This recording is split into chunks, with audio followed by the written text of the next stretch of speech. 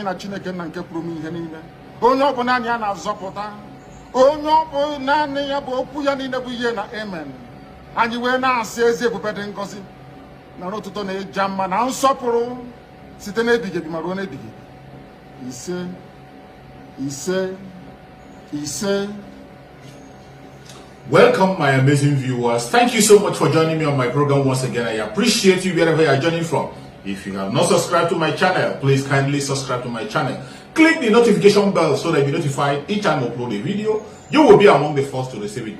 Thank you so much and remain blessed. If you are joining me from Africa, Asia, Europe, America, Australia, or any part of the world, I thank you very much for your contribution. Please, each time you watch my video, go to the comment section and put down your comment. That is where we'll to a whole. Naturally, it continues to expand.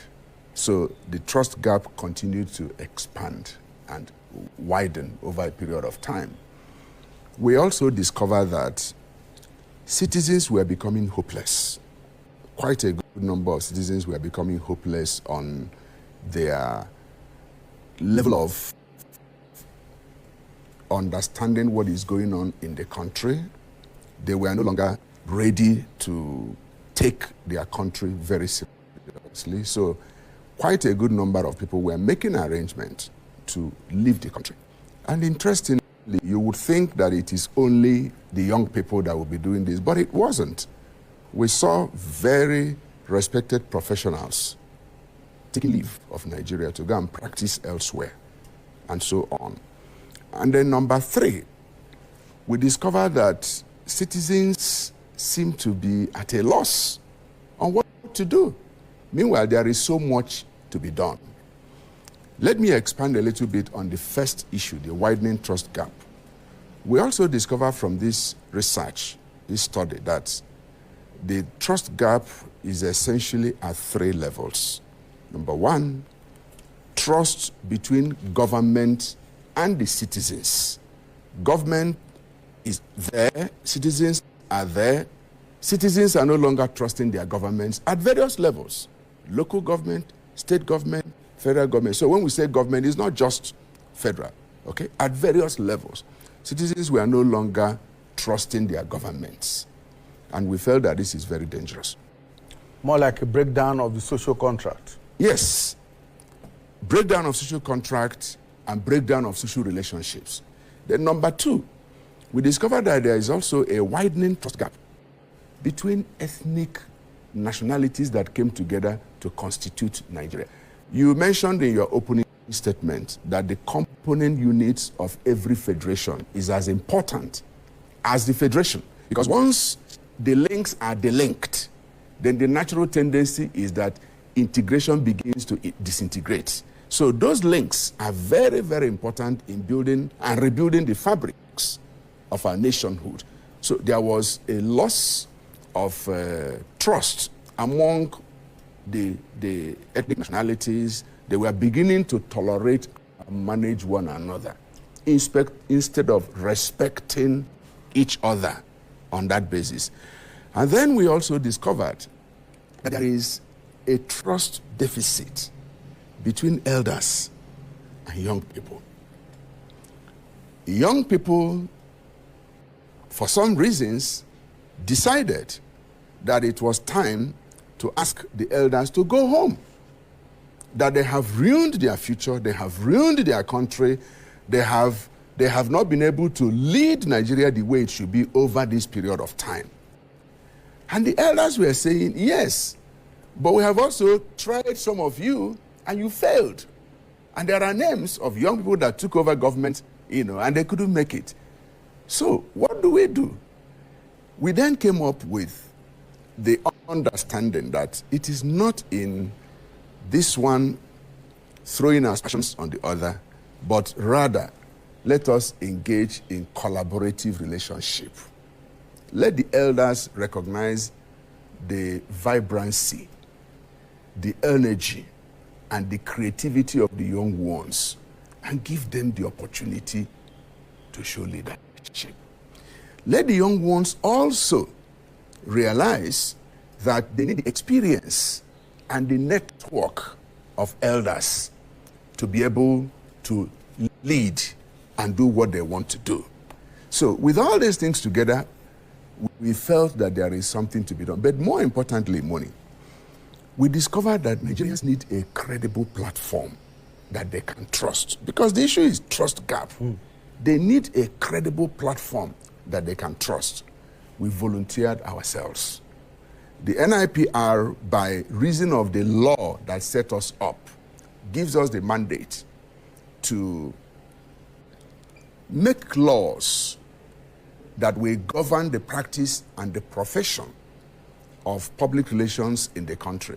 And public relations is about building goodwill, enhancing understanding, managing and building relationships, ensuring that things are done properly. And one of the basic belts of doing this is something as simple as stakeholder engagement, stakeholder identification. Once you know this principle as a professional, nothing goes wrong in a society where stakeholders are properly managed. It's one of the elementary courses that we are taught in public relations, stakeholder engagement. You must identify the stakeholders in every situation and engage them professionally in a way that they feel that they are part and parcel of the process. So when we identified all these things, we knew that our job was clearly cut out for us. Do I go on? Yeah, of course. I recognize that at this summit, you did bring together all the critical stakeholders in the Nigerian project to the table. Very robust discussions. Thank you. Different sections, plenary, and then, of course, syndicates. Syndicate sessions and all of that. Now, the point is, how is the NIPR hoping to translate what has happened at this summit to the larger Nigerian society in helping to rebuild hope, in helping to re-energize Nigerians and helping to build a more united country? Yeah. We thought through this very, very carefully and very, very well. Page 40 of the summit brochure clearly stipulates that there must be robust post-summit activities, beginning with drafting a report of the summit. And we said it's not going to be one of those things that you just do, issue communique and go home. We have a robust draft report drafting committee led by a distinguished Nigerian Professor Haruna, who was the former Vice Chancellor of Federal University, Gashua, a profound mind. He's the one leading a team of other professionals and professors to work on this report. And they have 3 good months to do this. Why? Because a lot has been collated from the report, from the summit, right from when we had zonal summits at the 6 geopolitical zones and the 7th zone, that is diaspora. We took the diaspora as the 7th zone. So there were zonal summits that culminated in this last major national summit. That was part of what helped us in building the consensus and the stakeholder engagement. We had the Northwest Zonal Summit in Kanu on the 14th of October.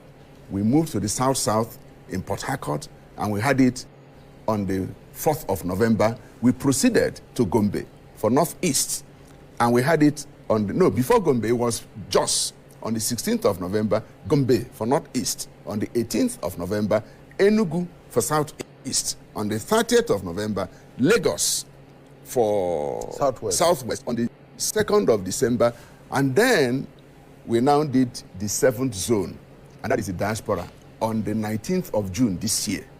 And we collated all the thoughts. That was how we arrived at the 14 syndicates.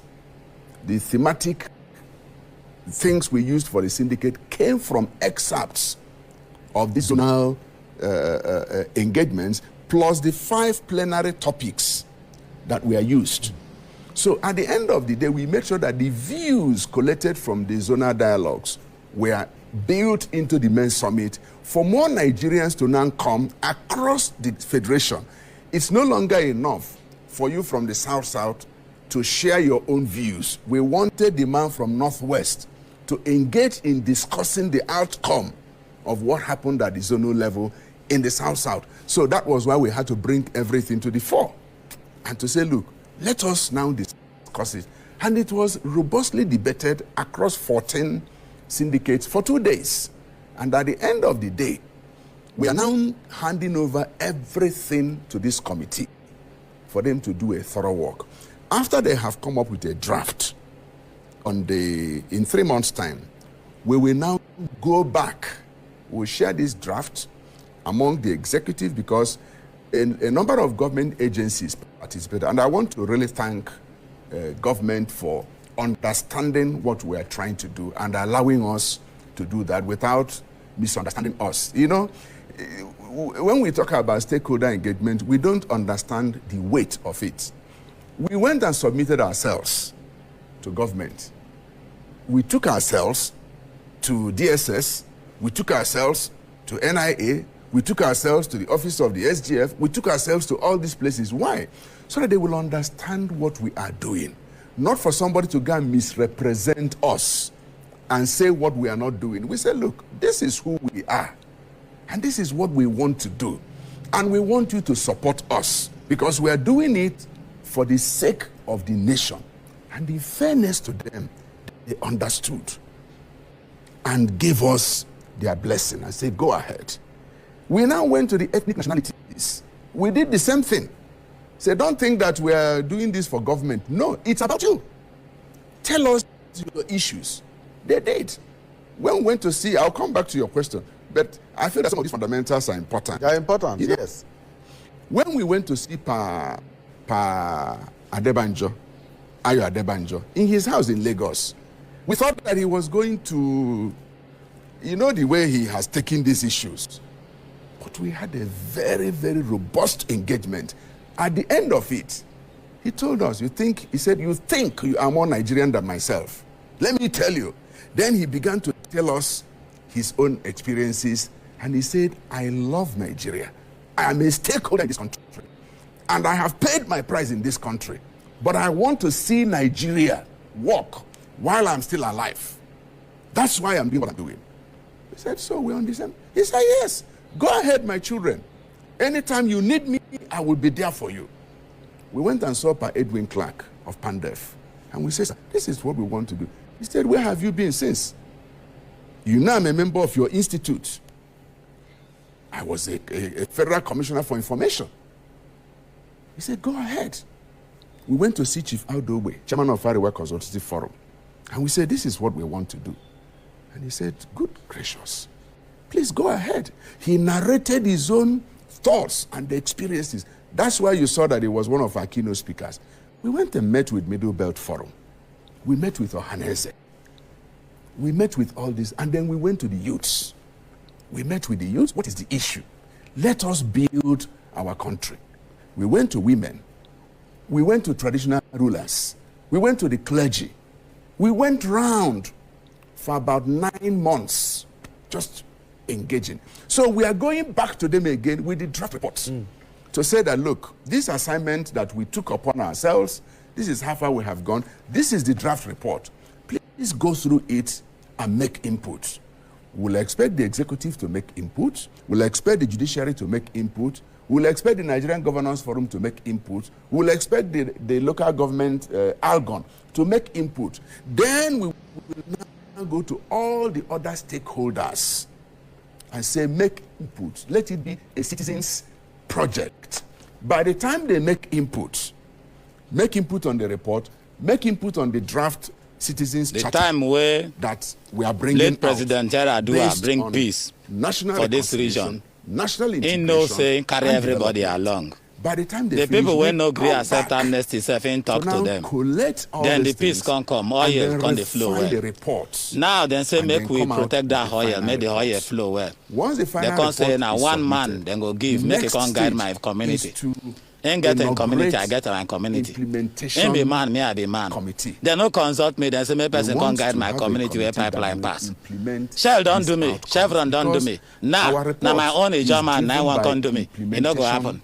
things. It not not gonna happen, no. theory. Because if they know, We said say, it must be all of us solution now driven, men for this it must be creek where we did, sustainable, then go call all of us, and it discuss with must us. be Now you won't implementable come in another for way. a period of 10 Colonial years master in the on first pass, instance, multinational and on then we pass. can You review. won't come carry 10 my years. fellow German Don't and go take and and slave give us me. something It not go that happen. you expect us to do The within pipeline where would they talk? It won't work. It plenty pass from my place Because past the even place where they process give alone has person to taken come us 1 guide. year Now me they go come come talk to where before we they are go talk today. to the other 1 man year we get plus, lesser. 1 year plus. But if they say So, equity no by good, the time that then is ready, person when we say now equity no begin to good and he won't come to equity the with outcome. dirty And hand, again, we are then go going to see be war. robust But do you believe in building peace in the team Niger Delta? that will handle We the don't give peace implementation. for Niger Delta And it will before, be and we're ready to at give the peace. 3 core But levels, if peace, local say now the government, peace where they go come shit me, now graveyard states, peace, me I no want them. and federal. There are some that we can immediately do with our partners, the 75 partners working with us. Let me give you an example. Hopelessness, as challenging as it could be, can be converted when the mindset is renewed. And that's where the National Orientation Agency comes in. They are one of our partners, and we need to support them, advocate for them to be better funded so that they can take up this responsibility. The NOA has structure right down to the local government areas, in some cases at the ward level. It's one huge investment and asset that the nation has not taken advantage of. So we are making them part of our core allies to support them and back them up so that we can use that umbrella to begin to rebuild the mindset of Nigerians towards loving Nigeria. You can't hate something and you expect what you have hated to turn around and bless you. It doesn't happen. In other words, I mean, the outcome of this summit, the recommendations, the draft report that we're expecting is not administration specific, given the fact that we're just about 6 months away to the next general elections. It will transcend this administration and perhaps any other administration after that. Yes, and you see, we also took steps ahead of that. We invited the candidates of the leading political parties to attend the summit. We also invited their leaders, the chairmen and so on, but I'm not sure they turned up. You know, the political class really are part of the problems we have in this country, because sometimes you don't understand what their priorities are. You know, so we invited them to come so that we can begin now to walk ahead, because one way or the other, something would happen, a leadership will emerge, directly or indirectly. And we need them to know what we are doing so that implementation does not become a problem. They missed that opportunity, they lost it. However, we will still continue to engage, but it is something that we believe is important. That's why we said it is 10 years. So if even the next administration, whoever is going to be, you will see that it will outlive him or her, as the case may be, and then we continue. And after the 10 years, if we are not satisfied, we will continue until we get it right. Imoni, one of the things we observed, we are very fond of talking about New Nigeria. I grew up hearing New Nigeria. But we have been missing a very important segment of New Nigeria. New Nigeria will not emerge by just miracle or magic. You need the building blocks that will build the New Nigeria. We have not been investing in raising those building blocks. And that's part of what we want to do. If you look at our target outcome, we said we want to use this process to raise the new Nigerians that will build the new Nigeria. Unless you raise the new Nigerians that believe in Nigeria, that are prepared to work for Nigeria based on transparency, based on accountability, based on believability, based on even knowledge, having understanding and knowledge on the way nationhood is a statecraft, and you must know how to craft a state. You listened to Larry Thompson when he was talking about Wazobia.2. And he told us, which is what some of us have talked about before. Nigeria is a programmed state. And like every other program, you need to find out what was programmed into your existence. And for some of us who have studied nationhood over time, we know that Nigeria was not programmed to succeed as a nation. We were programmed not to also fail as a nation. And that's why our own is very difficult. When you are programmed not to succeed and programmed not to fail, it means that you are programmed to keep falling without failing. So you keep running into problems. You resolve it today, you think you are moving forward, and then you fall again. You get up, because that's the way you have been programmed. And there are so many things that account for this programming. You now have to deprogram and reprogram so that you can have a new Nigeria, but you need the new Nigerians that will give birth to this new Nigeria. And that's part of what we are beginning to do. So looking at all that has happened and all that you have done, I mean, when I say you, I'm talking about the NIPR now as an institute. How is it going to move this whole process forward? Because I heard during the course of the conference that the report of this conference will be submitted to the National Assembly. Hopefully, the National Assembly, if the report is ready before this current Assembly knocks off, and taken up by the next National Assembly and the next National Assembly, and hopefully in the next 10 years, there will be a continuous process. Yeah, part of it. I talked about the executive, I talked about the legislature, that's National Assembly, but legislature at state and federal. I talked about the governors as well. Because you see, there are some aspects that may require new legislation or amendment to existing legislation for certain things to be done. Yeah. There are some that we can do on our own with our coalition. Things that the structures are already there. It is for us to lend our professional expertise so that these things are done. But the important thing is to sharpen it. For instance, education in Nigeria. All the legislations we need for education are already there. It is to now see how we can engage. What kind of curriculum or what do we need to introduce to our educational curriculum that would make our education more vibrant and more relevant to our domestic affairs? Is studying cockroach and all the elements of cockroach what we need in biology? Or do we need to study something else? Because some of these things were handed over to us based on curriculum or curricula that we inherited over time. When do we begin to teach about nationhood? Should it be from primary school? Should it even be from kindergarten? And what should be the content of teaching these people, these young ones, so that as they grow up, they begin to wear Nigeria as a cloth and then begin to see Nigeria. And then how do we make Nigeria to be willing to stand for Nigerians so that Nigerians will be willing to die for Nigeria? Because these things come from somewhere. If you don't make somebody to see the relevance that you have for them, you don't expect him to respect you. We need to come to a point that Nigerians will respect Nigeria. They will be happy. When we were at the last Commonwealth game, you saw how Nigeria stood tall and Nigerians were happy. That is from one segment. How do we multiply this in many other segments? Imoni, I can tell you, there are many Nigerians who desire to make Nigeria proud, but they need the opportunity. So there are some that we can do within the membership of the coalition. There are some that will have to go to federal government and beg them and say, please, this is in the best interest of the nation.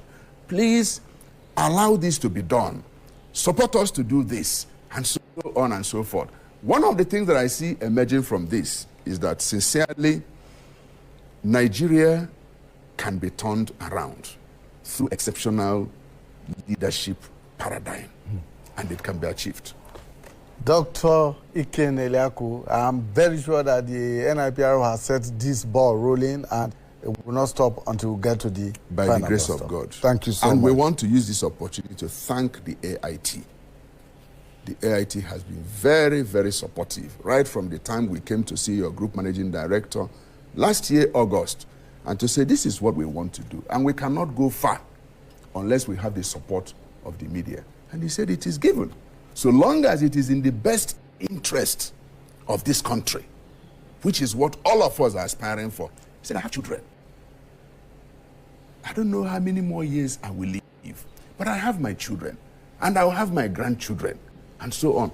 I want them to have a nation they are proud of. So, NIPR, we will partner with you. And they have been doing that for us. And I want to really appreciate the leadership of AIT for giving us this support. Thank you so much. Dr. Iken Eliaku, a fellow of the Nigerian Institute of Public Relations and chairman of the planning committee of the Citizens Summit on Nigeria's security, development, and, of course, integration, peace, that just ended in the nation's capital, Abuja. Thank you so much for joining us. We are using this opportunity to also call on other organizations who want to partner with us. The partnership is still open. It's not closed. Great. Just indicates. Thank you so much. Well, we'll take a short break, and when we return, we'll have our second discussion, and it will center on the donkey export. Thank you so much for your patience to watch from the beginning to the end. I hope you have learned something from the video you have just watched. The video you have just watched is to bring information to your doorstep and for educational purpose. It is not to demonize anybody. Let us watch continuously and see who can be able to make a sense out of every nonsense we are seeing. We must continue. We move. It doesn't matter what they do. It doesn't matter what they say. They will kill us. We will kill them. At the end of the day, Biafra is here. Thank you for watching. If you have not subscribed to the channel, please kindly subscribe to the channel. Click the notification bell so that you're notified each time I upload a video. You will be among the first to receive it. Thank you and remember blessed. Bye-bye. See you again.